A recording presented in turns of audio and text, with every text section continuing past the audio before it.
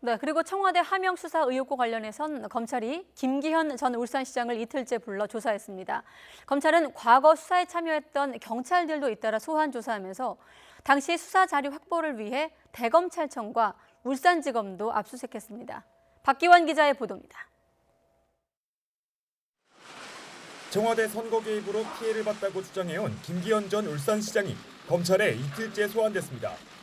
김 전 시장은 첫날 조사에서 검찰이 충분한 증거를 확보한 걸 확인했다고 밝혔습니다. 검찰에서 매우 상세하게 사실을 파악하고 있다는 것을 느꼈습니다. 또 관련된 증거 자료도 충분하게 확보하고 있다는 것을 조사받으면서 느낄 수가 있었습니다. 김 전 시장 측은 특히 검찰이 제시한 청와대 첩보 문건이 청와대 해명과 달리 송병기 부시장의 제보를 가공한 것으로 보였다고 주장했습니다. 송 부시장이 청와대에 제보한 건 4쪽짜리 문서였는데 청와대가 경찰청에 하달한 건 다른 형식의 새로운 문건이었고 일부 내용이 제외되거나 제보하지 않은 내용이 일부 추가되기도 했다는 겁니다. 검찰은 김 전 시장을 상대로 지난해 선거 전 청와대가 당시 송초로 캠프에 공약으로 쓸 비공개 정보를 줬다는 의혹 등에 대해 조사를 이어간 것으로 알려졌습니다.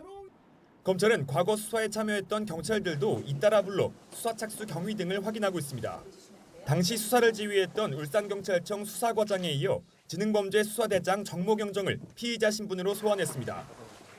과거 울산지검이 울산경찰청에서 확보한 자료를 받기 위해 대검찰청과 울산지검에 대한 압수수색 영장도 집행했습니다. 검찰은 하명 수사 의혹의 핵심 인물로 지목된 황운하 전 울산지방경찰청장도 조만간 소환할 방침입니다. 황 전 청장은 자신의 SNS에서 업무에 매진한 경찰관들이 순환을 당하고 있고 본인에 대한 소환도 머지 않은 듯하다며 검사들이 기소라는 결론을 내려놓고 짜맞춰 나가고 있다고 반발했습니다. 검찰은 경찰의 반발을 감수하면서 숨진 청와대 특감반원의 휴대전화도 확보했지만 잠금 해제에 난항을 겪으면서 핵심 증거를 찾지 못한 채 정치적 공방과 검경 갈등만 고조되는 것 아니냐는 우려도 나오고 있습니다. YTN 박규환입니다.